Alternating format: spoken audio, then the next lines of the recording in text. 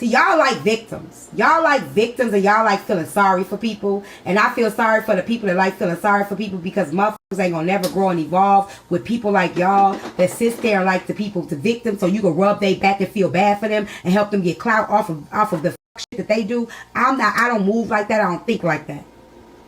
Y'all like victims.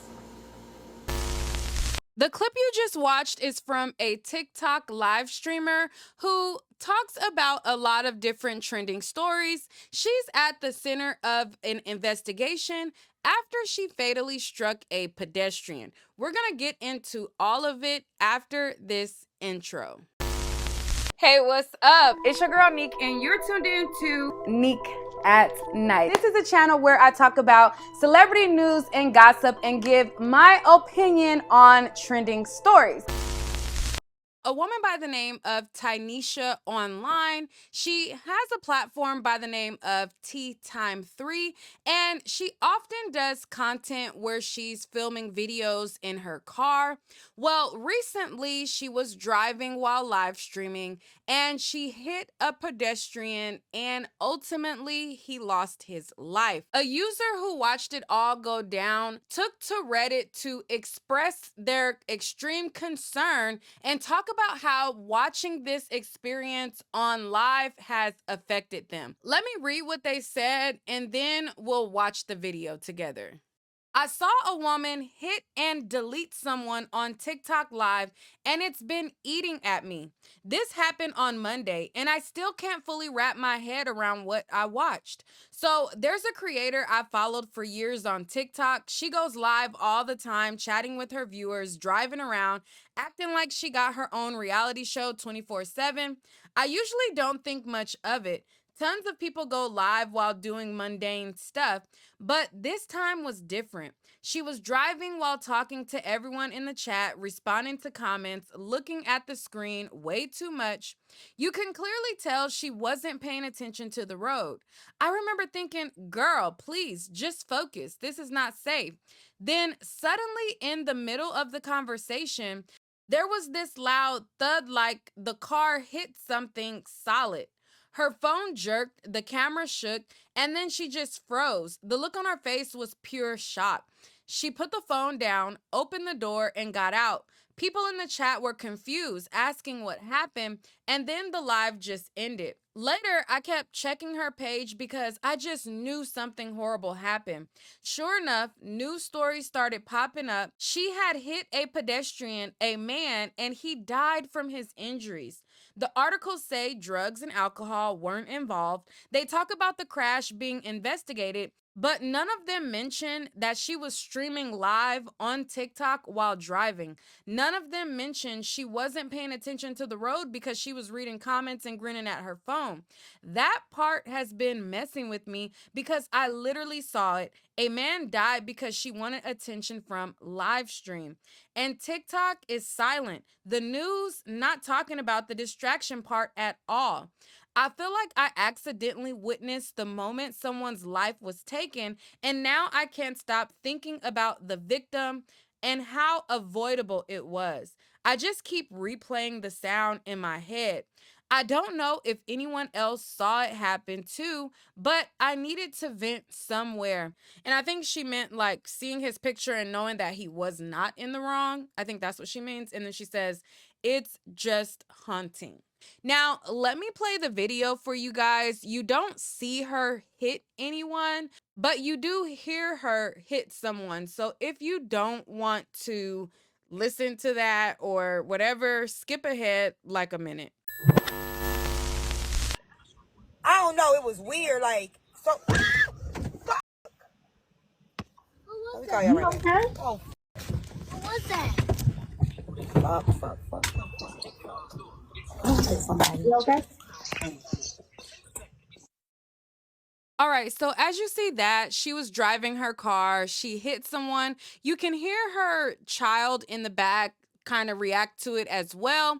She tells her live that she hit someone, she hung up the live, and after that, the guy, he lost his life. I don't know. It was weird. Like, so. Fuck. Let me call you right now. Okay. Oh.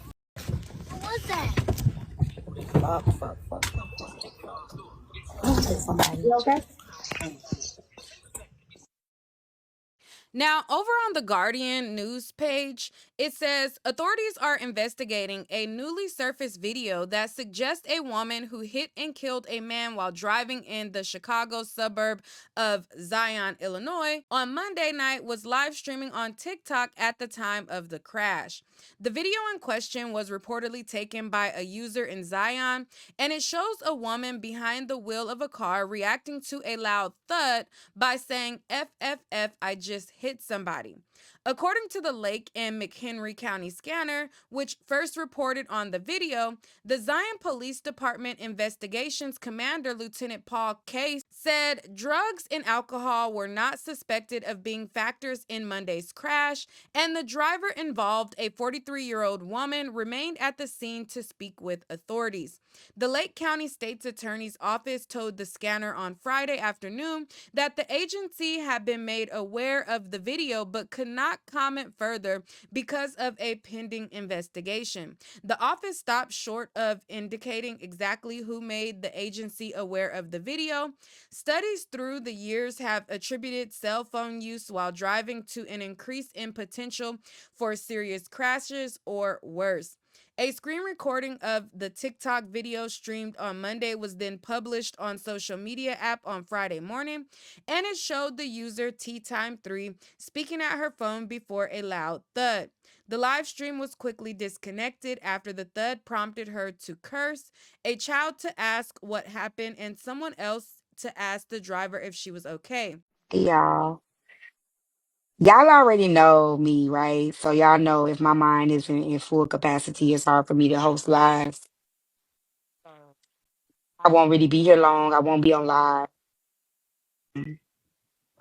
until my mind is on full capacity. So just allow me that, y'all, because I want y'all to have want y'all to be able to have the part of me, you know what I'm saying, where, I'm not distracted or anything like that. Yeah, my Cash App up there if y'all want to support while I'm on mental leave. I don't like asking y'all for but if y'all find it in y'all heart, and y'all wanna support, my Cash App is right there. I know. That's why I came on. I just want to tell y'all I will be okay. I am taking things one day at a time. I'm good, you guys. Nah, I ain't got no appetite. I'm gonna be okay. I ain't eating right now. Oh yes, Jen. I've been writing. I got a new album. Well, I got a new album series coming out. Well, with the stuff that y'all already heard, and I've been working on that. But I be listening to y'all. I see it's a lot of mess going on. I don't even want to dab in that, but you guys are more than welcome to come up and talk. Like I said, my Cash App up there. If y'all wanna pour something in, y'all more than welcome to do that. Like I said, I do not like asking y'all for it. You been out the drama? I don't believe you. Okay, and then after all of the controversy, she decided to make her TikTok account private. So if you go and you try to search her name on TikTok, some things like some clips will come up, but not really much. Now, I did my little own investigation and found, a bunch of videos. And I'm going to share those videos or some of them with you guys. But anyways, she locked down her TikTok account. She erased whatever she had written in her bio, and she made her page private due to all of the things that is going on. Now, after I was doing some digging and I was looking through her social media, she does trending news and gossip now, but according to an interview she did, she states that what catapulted her social media platform was her accepting the fact that she was a side chick at one point in her life and giving people, I guess, advice on how to be a side chick. Here's a clip of her talking about it. Now, she says she's a reformed side chick, like she's not a side chick anymore. But let's look at this clip and then we'll talk some more. I have Miss Tea Time here. Not only is she an internet sensation on TikTok, but she is also an author, an entrepreneur, a mom, and so much more. Miss Tea Time, aka Miss Tynesha, the author. How are you? I'm good. How you doing, girl?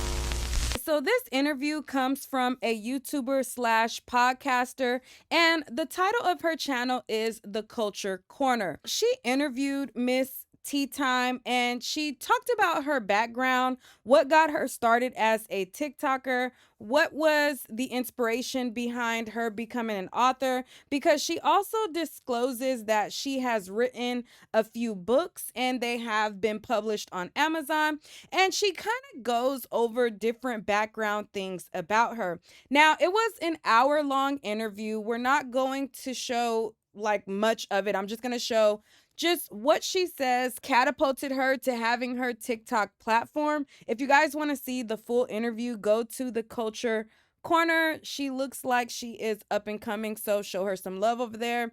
And we'll watch some more after that. So how did you get your start on TikTok? Like, take us back to when you first got on there, and then you was like, dang, I'm actually doing something. You know, when our job, where we used to work, we had COVID happened, and we were off work. And God has shown me a vision that I'm going to be speaking in front of a lot of people. And I'm like, I'm not going to be speaking in front of a lot of people. I don't even like talking in front of people. But that was like the vision that I had gotten. And then those things started to occur where I knew he was getting me ready for a platform much bigger than I could imagine. So did you start with like the videos, or how was your transition from videos to going live? Here I was, girl. I was starting with my poetry, right? I'm doing like short. I was getting into it too, like, I paced the floor saying, well, you know, like, I was really getting into it, and I wasn't getting no traction. And me and my ex, baby mama, was getting into it. And we were subliminally going back and forth. Nobody knew but us that we were subliminally going. Yeah, we were going back and forth subliminally. And this heifer called me a side chick. Now, mind you, I wasn't his side chick or anything like that. So I made a video, like, about side chicks. And I'm like, if y'all don't know what side chicks is, let me tell you what it is. And I did a whole video about side chicks, and that mug went viral. I'm going to give y'all the laws for if you decide to sign that side chick contract. There are rules to this game, okay? I'm not in the game, but I know the rules. And the first rule is thou shalt respect the game. What does that mean? Respecting the game. It means that once you knowingly decide to sign up for that role, for that position, to play that part, you have to respect the situation for what it is. You must always know when you sign up to be a side chick, you will always be number two. Okay? Always, you're number two. And when I say you're number two, that means you have put yourself in a position where you do not come first. Now, if he decides to put you first, that's up to him. But you are not his priority. He has a home. He has a family. He has a situation. And when you decide that you're going to play the back, that's where you're going to stay. You stay in the back. You can walk with me for all of you guys to say that this man is wrong. Get a phone call. Hey, my hours got cut at work. I need for you to go down to the child support office and see if they can lower your child support. And that you're the first baby mama and you get the most child support, I just feel it to be equal if they lower yours so that I can make sure I divvy it out, or it's divvied out equally. Are you going? Want to know something that really intrigues me? Women that can come together and unite. I've been a wife, I've been a girlfriend, and I've been a side chick. Out of all those roles, the most peaceful role I've ever had in my life was the side chick. And I'm just going to tell the truth. I don't care if I have a healthy relationship. it was still peaceful. All right, so those are some of the the more tamed down clips that I saw of her. But many of the clips that I was searching when I was looking up for clips to find out like what type of TikToker she was her kind of like arguing with people, going back and forth, cursing people out. I don't really have the energy to put that type of stuff in here, and I don't want it to be messing up the video. So we're gonna leave those out. But if you type in Tea Time 3, many of the clips are her like confronting guys. I think she did like a couple stories where she was kind of like exposing people, or people like wrote into her story and like were exposing people, and then people were like retaliating, and she's like arguing with them. Like it was a lot of those type of clips. But this is an unfortunate situation. Now, a lot of people are speaking out about this on the blogs. Many people feel as though she needs to be thrown under the jail and throw away the key. I think it's very unfortunate that someone lost their life. Now, I'm not going to be a hypocrite and act like I've never gone live while driving. I've done that. And I even have gone on FaceTime and took a FaceTime call while driving too. Many of you guys who are not live streamers, because there'll be people who will point the finger and they'll be like, oh, how could she live stream while driving? And then they'll be the same ones who have their cameras or their phone mounted up and they're talking on FaceTime, looking at FaceTime, or even watching YouTube videos while driving.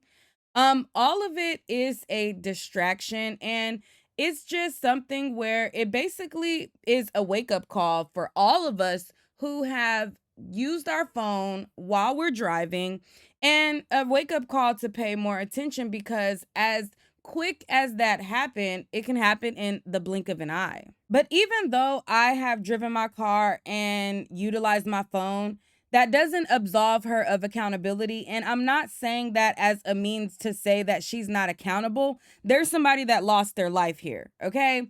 And anytime that you use your phone and you are distracted and somebody loses their life, or you have an accident or anything like that, there are consequences to your actions of not fully paying attention to the road. So to go live and then have a panel and then have kids in the car, and then, that kind of adds a lot of layers that makes it a lot going on. Now, I'm not saying that I was any better when I did lives, but the more layers you add onto a situation, the more distracted you're going to be. Okay. So try to refrain from using your phone. If you have to put your phone on do not disturb or whatever, try not to be distracted, because this could really be anybody who uses their phone for any reason. It can be a thing that happens in the blink of an eye. You look at your phone, you're looking down at the map, all kind of things are distractions. And when somebody loses their life, it is very unfortunate. Now, she got a lot of heat because not only did she go live stream, and this unfortunate thing happened, but a lot of people felt some type of way because when she went live after the fact, she was asking for cash apps. And she wasn't asking for cash apps to like give it to the family of the victim. And a lot of people felt like she wasn't remorseful. Now, if I have anything that I do and I take somebody's life, I can't imagine like not being empathetic to their family. But a lot of people felt like she wasn't empathetic. They didn't like the fact that she was asking for cash apps, and they didn't like the fact that she didn't really sound remorseful. It just was like, oh, I got to take a mental health break. And if y'all want to support my mental break, give me some money. And it just wasn't really, or the clip that we heard, it wasn't really empathetic to the victim. Now, because she locked down her social media, we only see that clip. I only see whoever was able to clip that part before she locked down her page. So I don't know if she had a part in there where she was empathetic and she did show remorse. All I know is that particular part, I mean, it didn't really look good. And like I said, a lot of people were feeling some type of way and dragging her for that. I think that, taking time off of social media is a good thing in these types of situations, and hopefully it's a learning lesson. Now, do I think that she's gonna go to jail for life? No. Do I think it's a possibility that it's manslaughter and they could equate it the same as a DUI? I don't know. um but I think that some type of consequences may happen. It's very possible. Like I said, there's a lot of people who feel like, you know, a life was taken. Throw away the key. I remember, a lot of times people still bring up the fact that I think Brandy, she was driving and I think somebody she had like hit somebody and somebody lost their life. The singer Brandy that's on tour right now. And those things are unfortunate because it will always follow her. The reason why I bring up Brandy is because to this day, Brandy will be doing something random and then I'll see some comment and they'll be like, didn't she hit and run somebody, or didn't she unalive somebody? They'll like bring up something. And so this will follow her forever. I don't know if she's going to continue to go live, but she is talking about dropping albums and carrying on with her life or whatever. So this is something that she is going to have to take a mental note because it's going to follow her. But you guys let me know what you guys think about it. There was a guy who felt as though she should be thrown under the jail. I'm going to play a little bit of his video and y'all let me know what you think. Are you guys like, what do you do on your phone that distracts you, and what can you do better as a driver on the road? Keep it honest and be for real, okay? But let me play this quick clip of a guy who feels like she deserves to go under the slammer. We'll start off by saying this. I'm a prison abolitionist, but the lady that kills a man while driving and live streaming on TikTok should be charged with negligent homicide and endangering the lives of children. And this isn't like the majority of cases we criminalize in the United States. This isn't somebody who made a mistake. This isn't criminalizing poverty. This is somebody who killed somebody while doing something objectively stupid. It's become so normal to film yourself while you drive or just use your phone while you drive. I don't know what needs to happen for people to stop doing that. Driving is the most dangerous thing we do throughout our lives. The fact that you're pushing this giant metal missile down the road with your kids in the back and not paying attention is criminal. This isn't something you can blame on anybody else. This is not a failure of the system. Everybody who drives a car knows exactly how dangerous it is. All right, so as you can see, that guy feels as though she needs to serve at least a decade in jail. What do you think her charge should be, or what do you think her consequence should be for this situation? And with that being said, while you tell me what you think her consequence should be, again, let's use this as a teachable moment on how something can happen in the blink of an eye. Now, I want to end my video by giving the most sincerest of condolences to Mr. Darren Lucas's family. He was identified as a 59-year-old man by the name of Darren Lucas, and a lot of people on social media have said nice things about him. One lady who commented under one of the posts on social media, she stated that she visited his job. She didn't know him personally, but she visited his job and said that he was a very nice man. She took to social media and she said this: I live down the street from where this happened. I was in shock and with overwhelming sadness that this happened to Darren. I did not know him personally, but I shopped at the store he worked at that Sunday. He was my cashier. He was a very nice man, and my community has nothing but fond memories of him. My prayers are with his family. This is a devastating loss. R.I.P. Darren. All right, so and then in one of the local news sites in that area, they spoke with his son-in-law, and his son-in-law also said very nice things about him. They identified that he was a grocery store employee in this article, and they cited what his son-in-law had to say. So in the article, his son-in-law said that his family is blessed to have the support of the community. He says he played a great role in us finding humor when humor is needed. I personally just lost a great friend, while so many lost much more. Hope. Hope that if this guy can make people happy, no matter their background or affiliation, at his own expense at times. But we loved him for who he was and the light that he shone on our lives. So that is what his son-in-law said. His son-in-law described him as being the nicest guy that he's known and said that his father-in-law worked at the former Piggly Wiggly, which is now Taurus Fresh Market across the street from where he was struck by a vehicle. It says no citations or charges have been filed yet, and the investigation remains ongoing. You guys let me know what you guys think down below. I'll talk to you guys on the next video.